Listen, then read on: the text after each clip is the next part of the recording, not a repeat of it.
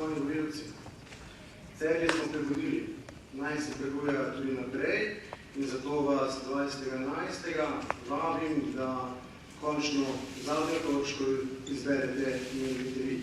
Pejte na volišča, izprošite 1 za novega župana in 7 za listo Gibanja Svoboda.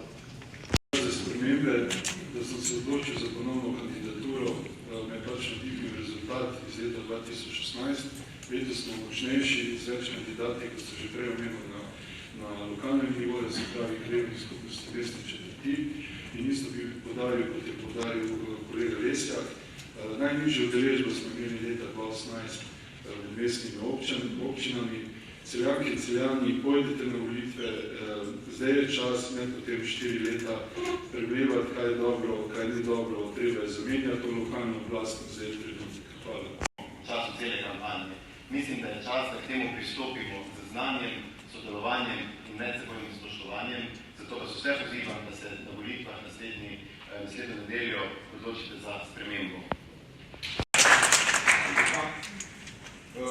Verjamem, da imam znanje, energijo, moč, vizijo za spremembe. Imam za sabo dobro ekipo, v katero verjamem.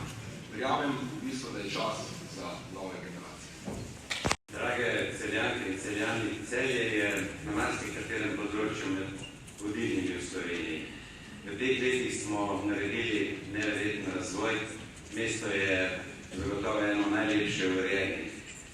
Pomembno je, kdo bo sprejemal odločitve v prihodnosti. Zato vam predlagam, da volite kandidatke in kandidate celjske županove liste, ker je, kot rečeno, zelo pomembno je, kdo bo sedel v mestnem svetu.